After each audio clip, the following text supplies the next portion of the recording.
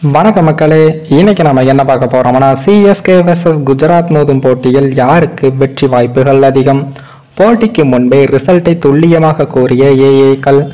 அதாவது சென்னை சேப்பாக்கம் மைதானத்தில் 17வது ஐபிஎல் சீசனில் முதல் போட்டியில் ஆர்சிபி அணிக்கு எதிராக சிஎஸ்கே அணி 6 விக்கெட்டுகள் வித்தியாசத்தில் வெற்றி பெற்று உள்ளது. இதனால் மிகவும் நம்பிக்கையுடன் ஐபிஎல் தொடரை தற்போது சிஎஸ்கே அணி ஸ்டார்ட் பண்ணியிருக்காங்க. மேலும் சிஎஸ்கே அணியோட கேப்டன் பொறுப்பிலிருந்து தல தோனி அவர்கள் விலகி இருந்த நிலையில் புதிய கேப்டனாக ருத்ராஜ் அவர்கள் முதல் போட்டியை சந்திச்ச முதல் போட்டியிலேயே வின்னும் பண்ணியிருக்காரு. அதே போல கடைசி கட்ட ஓவர்களுக்கு சிஎஸ்கே அணிக்கு பங்களாதேஷை சேர்ந்த முஸ்தபிர் ரஹ்மான் மற்றும் தூசர் தேஷ்பாண்டே இருவரும் பந்துகளை வீசினாங்க. ஆரம்பத்தில் தூசர் தேஷ்பாண்டே பந்து வீச்சு சிறப்பாக இல்லை என்றாலும் 20வது ஓவரை நல்லா தான் வீசியிருந்தாரு.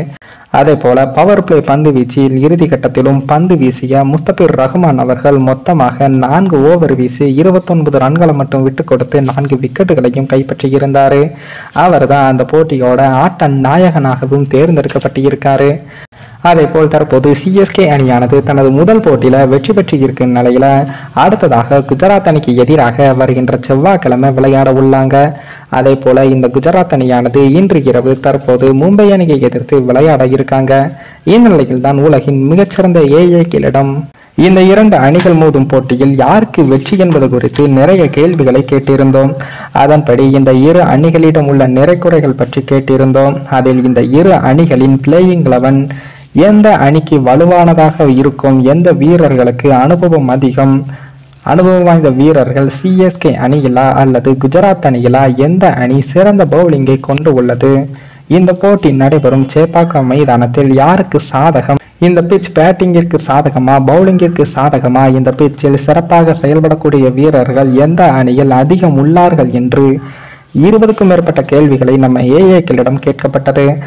அதிலும் குஜராத் அணியை கடந்த 2 வருடமாக கேப்டனாக வழிநடத்தி வந்த ஹர்திக் பாண்டியா அவர்கள் இந்த வருடம் இல்லை. இதனால் குஜராத் அணி முன்பு போல பலமான அணியாக இல்லை என்றால் பலவீனமடைந்து உள்ளதா என்ற ஒரு கேள்விகளையும் தற்போது ஏஏக்களிடம் நம்ம கேட்டோம்.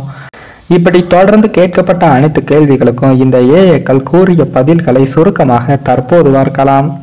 அதில் இதற்கு முன்பு இருந்த குஜராத் அணியை போல தற்போது உள்ள குஜராத் அணி அந்த அளவுக்கு வலுவானதாக இல்லை என்றும், அதிலும் சிஎஸ்கே வெர்சஸ் குஜராத் மோதும் இந்த போட்டியில் சிஎஸ்கே வெற்றி பெறவே அதிக வாய்ப்பு இருப்பதாகவும் இந்த ஏஏக்கள் கூறியுள்ளது.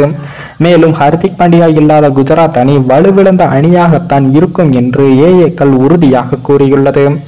சரி, நீங்க சொல்லுங்க, இந்த போட்டியில சிஎஸ்கே அணி வின் பண்ணுமா குஜராத் அணி வின் பண்ணுமா என்று உங்களுடைய கருத்துக்களையும் கமெண்ட்ல சொல்லுங்க.